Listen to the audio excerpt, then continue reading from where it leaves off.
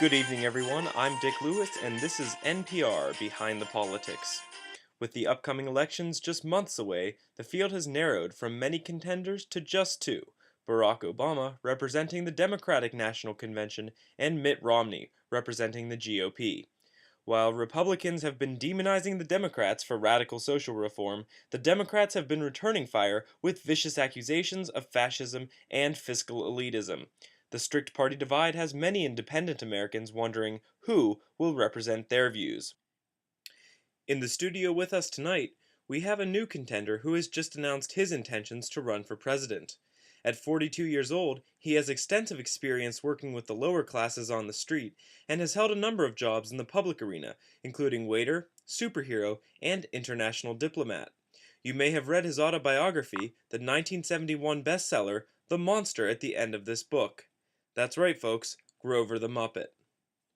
Grover, it's a pleasure to have you with us tonight.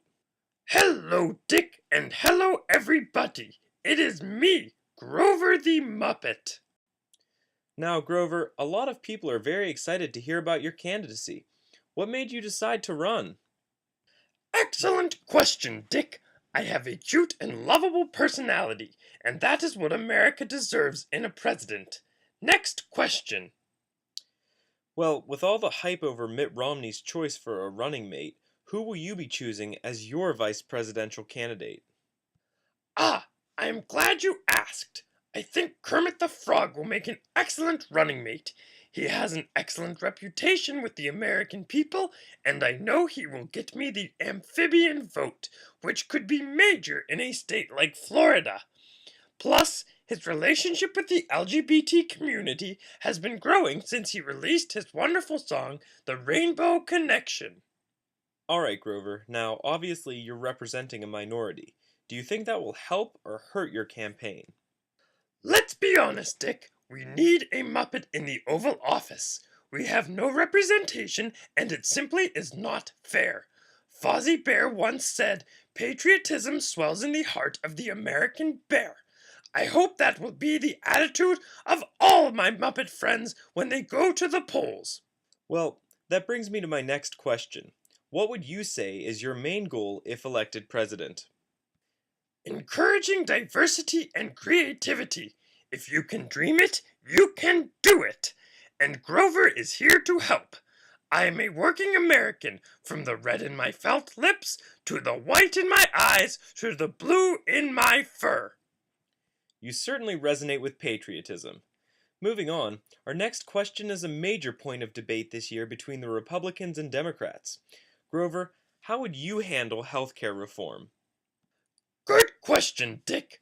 While the two other candidates are approaching this from a major policy perspective, I would like to focus on the individual sicknesses that we might get. One year, Big Bird got a bad case of Big Bird flu, and for 2 weeks, Snuffleupagus was more like Sniffleupagus because he caught hay fever from Miss Piggy. And you're going to change this? Like I have always said, Dick, where there is life, there is hope. That's very optimistic of you. But one stumbling block Americans have grown extremely wary of over the past 6 years is the state of the economy. As for fiscal policy, how will you be approaching the national budget? I am glad you asked. If I, Grover the Muppet, am elected president, Americans can count on a balanced budget and a surplus for the first time in years. How can you guarantee that with such certainty? That's simple, Dick. Count Von Count has been working on the budget for years. He has counted one collapse of the housing market, 2 presidents who do not know how to use money, and 3 countries in the Middle East that have bankrupted our military spending. So it sounds like you've got a pretty liberal fiscal agenda. Now, what we didn't tell you was we have another person with us tonight via satellite, one of Grover's chief opponents and an outspoken advocate of fiscal conservatism and lower taxes, the Cookie Monster. Cookie Monster, thanks for joining us.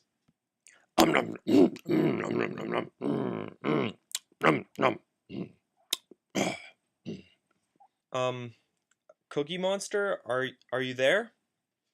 No more cookies, me eat microphone 1. If you could refrain from eating the other microphones, that is the only way we can hear you. Now, Cookie Monster, why don't you support Grover's campaign? Me want cookies. Grover want to tax cookies. Me want free cookies. Grover, your thoughts.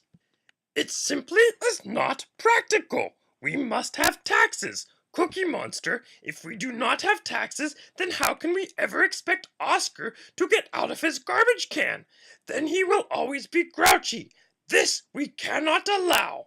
No, Grover Socialist. Me want cookie now. No tax. Cookie Monster registered Republican. Me eat commie Muppets. Nom nom nom nom nom nom nom nom nom nom nom. All right, that's enough. Thank you, Cookie Monster. Now, Grover, we just have a little time left, so if you could summarize your campaign in one phrase, what would it be?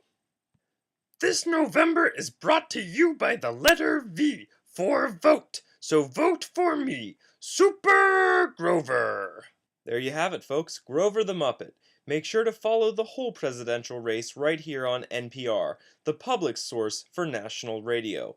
Until next time, I'm Dick Lewis, and this is Behind the Politics.